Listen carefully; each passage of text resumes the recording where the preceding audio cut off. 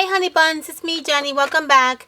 Okay guys, today I'm going to show you how I keep my paper pads, my 6x6 paper pad organized, and some other little things that I have that I've been doing lately to keep myself a little organized. Now, I am not the world's wonderful person to keep organized, trust me, but I try my best to do the best I can to keep my little area nice and neat and organized. Although it doesn't work all the times, it does work sometimes. So I want to show you guys a few things that I do to try to keep myself organized. Now, my 6x6 paper pads, you guys know how much I love them, and you guys know that I buy dupes of all of them when I have a chance. So I want to show you how I keep them organized. Now, all my 6x6 paper pads, I have them in this clear bag. This clear bag, I buy it at Walmart. Now, you can buy all these stuff that I'm going to show you anywhere. Walmart, any supermarket, Target. You can go to AC Moore, Michael's, anywhere, really. These are just basic things at home that you can buy. The bags that I buy at Walmart is called the storage bags. They're clear. And then they have this little slider that you open and close. Very easy. I buy the 40 bag box, and it's really basically just storage bag. You use these to storage food items most of the time. I use it to storage my 6x6. Okay, and this cost me, I think it's like $3 or $4. Okay, the size of the bag is 7x8. Okay, so it's a perfect size to fit all the 6x6 paper pads. Okay, now what I do is, how I organize my pads are, I go to AC Moore and I buy these boxes of photo boxes that they always have on sale. And what I do is I take two tops from the photo boxes and I use this top to be the one to hold all my paper pads inside. Now, the one top that I use is all for all my dupes. I don't even have them in the bags because I don't use them. They're dupes. They're even sealed. So I just have all my dupes on one of the box top, and on another box top I have all my 6x6 pads that I use daily. Okay, and as you can see, you could fit quite a few in here. As you accumulate them, they start piling up, and then they look very nice and neat in this box. Okay, another reason why I love to keep them in this plastic bag is because if you have, like I do, I'm always using my pads, and I always have little pieces of paper pads here and there. You could just keep them together in the back. Okay, so what I do is, any paper pad that I use and any extra scrap that I don't need, I always put them in the back of the zip bag. See that? So this way you keep yourself organized, and you have every little scrap of paper that belongs to the collection together. You don't have to go crazy looking for what goes with what, and it's easier and much better to keep them organized that way. And then this little slider comes in handy because nothing will fall off of it. Okay, and that's basically how I keep all my 6x6. Now, in the back, you can actually even write, if you want, the name of the collection on the bag. I tend not to do that because I don't really need to do that, but if you want, you could do that. And that's how I keep all my 6x6. Okay, I know that they sell these in other stores. They actually sell the actual one for the paper pad, but I mean, they go for like, I think it's like $14, and you don't get a lot of these bags. So I mean, for $5 you get 40 of these bags, and they do the same thing that those bags do for you. So I think that's a bargain. So that's basically what I do with all my 6x6 pads. I keep them all nicely, neatly organized in these little baggies. Okay. Now, what else I want to show you? Let's put this on the side. For all my little cutouts, my cutout die shapes like these, I keep them in the same little zip bag, only this is a smaller one. Now this one you can probably get at Michael's, or even Walmart has these. They come like this in a little baggies like that, and they come in different sizes. Obviously this is a little bit bigger than this one, as you can see. And I keep all my embellishments in them. Okay, so this is another great way to keep these embellishments all together in one collection. Excuse me.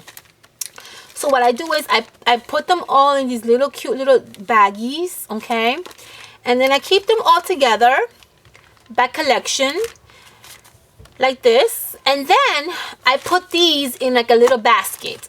Okay, if you want to put the names of the collection, you can. And I'm going to actually do one with you guys now, so you can see how I store these. Okay, I just got these not too long ago. I made a haul video on these. Okay, and so I'm going to show you how I storage them. Very simple and easy, no big deal. This is a little bigger one than this one. Okay, they come in different sizes, so just keep that in mind. What I do is I just basically move them around. I take them out of this little baggie that it comes with. Okay, and then I put them in this baggie,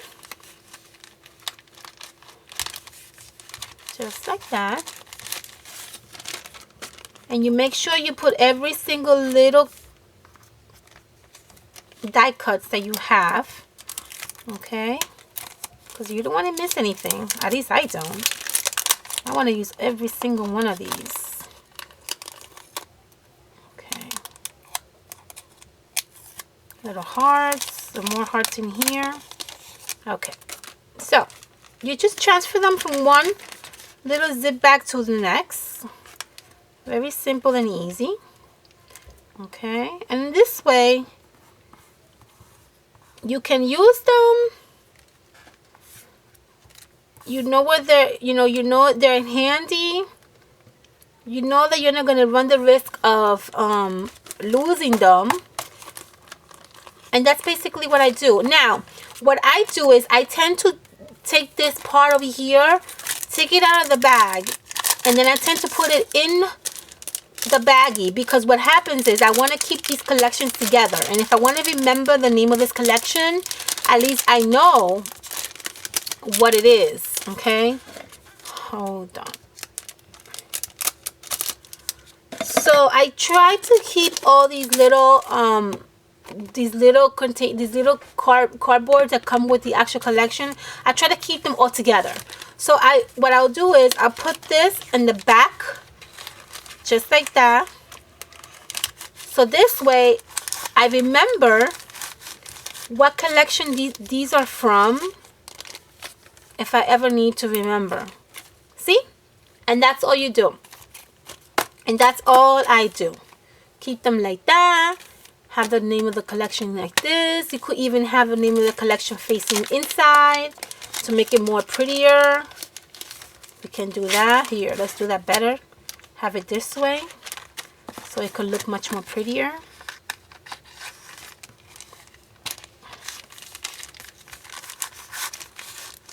Okay, just like that. And there you have it. See that?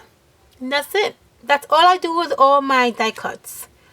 Keep them like that because it's easier, and it's better to keep them like this. This way you don't need to worry about them falling off anywhere, and you don't need to worry about, you know, the collection being mixed in with each other. This way you have them separately and you have them nicely organized. Okay, that's for the die cuts. Okay, so we did the paper pads and we did the die cuts, right?